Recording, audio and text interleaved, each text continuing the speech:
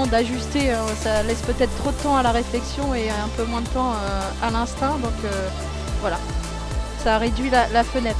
Oh, la petite passe dans le dos, le frappe et l'ouverture du score de Julie Dufour. Oh, quelle passe dans l'intervalle, elle était magnifique et le Paris FC qui ouvre le score. On parlait de ces balles dans le dos de la défense avraise, et bien là ça fait mouche et Julie Dufour ne s'est pas fait prier. 1-0 pour le Paris FC.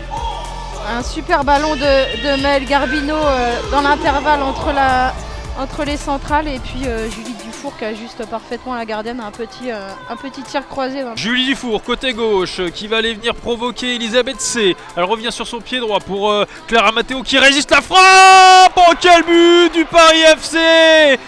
Clara Matteo qui vient trouver le petit filet de Lisa Lichefus, et quel contre du Paris FC pour alourdir la note. 2-0 pour les Parisiennes après 27 minutes de jeu. Oui, une belle action avec, plutôt bien construite dès le départ. Et puis cette ouverture pour Julie Dufour, Clara qui arrive à s'ouvrir un angle et une fenêtre de tir. Ça, c'est un paramètre à prendre en compte au niveau du jeu long.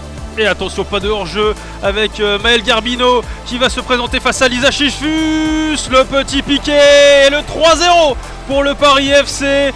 Le sang-froid de Maëlle Garbino qui n'était pas signalé en position de hors-jeu, qui a pris le temps d'ajuster Lisa Lichefus et d'alourdir la marque. 3-0 après 33 minutes de jeu pour le Paris FC face au Havre.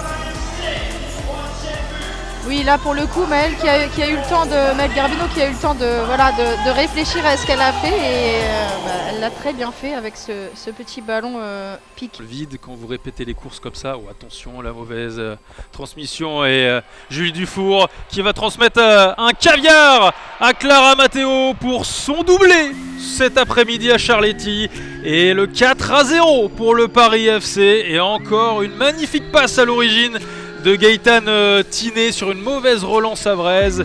Julie Dufour qui fait une offrande à Clara Matteo, et 4-0 pour les Parisiennes alors qu'on va rentrer dans le temps additionnel.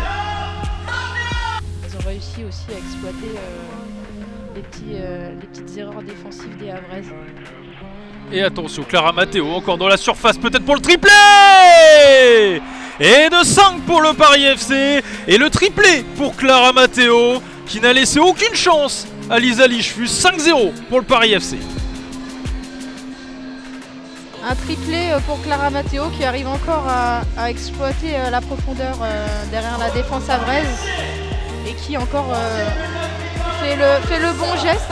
C'est dommage, et c'est vrai que l'addition est salée là pour ces Havraises. Salée, elle peut l'être peut-être encore plus avec Clara Matteo de nouveau dans la surface. Ça revient sur Garbino, et de 6 pour le Paris FC. Ça devient très très compliqué pour le Havre. 6-0 pour les Parisiennes, le doublé de Maëlle Garbino.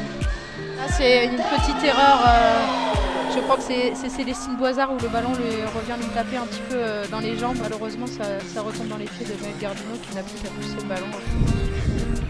Et Tiné qui trouve encore une fois Clara Matteo qui va devancer la sortie de Lisa Lichefus. Clara Matteo qui redresse, et le quadruplé de Clara Matteo qui fait ce qu'elle veut cet après-midi face au Havre, impuissante. Le quadruplé pour Clara Matteo, et 7-0 pour le Paris FC. Quel festival de la milieu parisienne.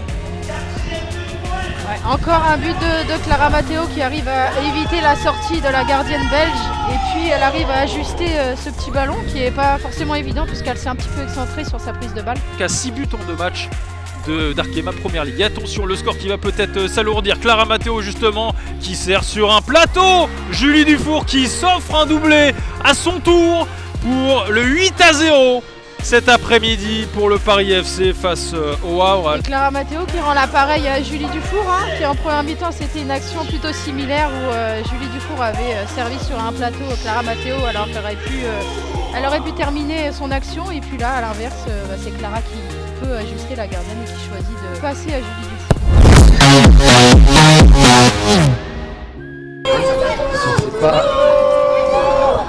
Deuxième poteau pour Marie-Antoinette Catanto, et le but de Romée Lorteur sur cette frappe repoussée par Marie Morgan Sieber. C'est l'internationale néerlandaise qui ouvre le score. c'est bien joué, un peu à l'image de la première mi-temps. On a encore une fois une équipe par exemple qui prépare du côté de Karchaoui. On a une recherche de la joueuse opposée. On avait largement manqué le cadre en première période. Cette fois-ci, sa tentative, c'est but pour Romain Lorteur, le doublé pour le Paris Saint-Germain, le doublé pour l'internationale néerlandaise. Et à l'heure de jeu, le PSG mène 2-0. C'est très bien frappé sur l'aile gauche, poste occupé alors par Tara et Lambi Gilbert. Premier ballon justement pour Diarra, en relais avec et la frappe et le but magnifique du pied gauche signé Sakina Karchaoui suite à ce bon relais avec Grace Guillauron.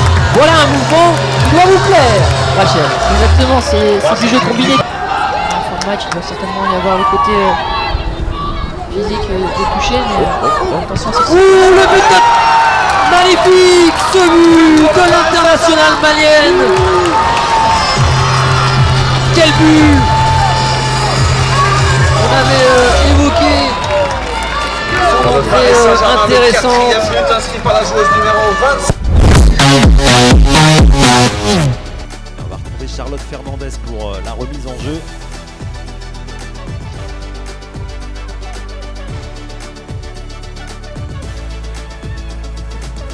Toujours ces ballons dans la surface de réparation et c'est l'ouverture du score pour Fleury après seulement 3 minutes de jeu. Quelle inspiration de la part de Fallon Mefometou qui plus est, mais une frappe du gauche qui n'est pas son bon pied de nature. Très bien joué de sa part. Quelle inspiration. Louis maintenant. Louis qui a donné son ballon à la buteuse. Et c'est le deuxième but de Fleury, encore à la surprise générale comme le premier. Une déviation dans la surface de réparation dijonnaise et ça fait maintenant 2-0 pour le FC Fleury. Pour essayer de revenir au score, un ballon vers Pinter qui n'a pas pu le contrôler, attention en deux temps. Et c'est la réduction du score, c'est Pinter de la tête. Elle qui était rentrée il y a quelques minutes, voilà le DFCO relancé à la 75e minute de jeu. Ça fait maintenant 2-1 pour Fleury. Est-ce que Pinter va pouvoir en profiter? Elle va se retrouver en tête à tête face à Constance Picot. Pinter qui égalise pour le DFCO, 87e minute de jeu, incroyable. Quelle incroyable remontée. Le scénario. Pinter qui fait une très très bonne rentrée.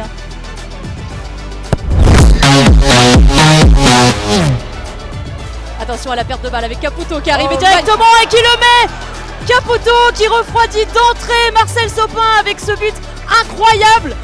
On n'est même pas à 2 minutes de jeu. Quel but de Cindy Caputo qui a pris sa chance et elle a eu raison. Émilie Byrne s'était avancée. Quelle erreur nantaise, vraiment Caputo qui a pris sa chance et quel réalisme, super frappe donc il vient lober la gardienne. On va revoir le ralenti, alors on a été un peu surprise aussi de cette passe. Ouais. Voilà, passe en arrière, mésentente et Cindy Caputo ne se fait pas prier, elle prend vite l'information, voit que la gardienne a avancé et elle ajuste parfaitement sa frappe pour la placer sous la barre transversale, imparable.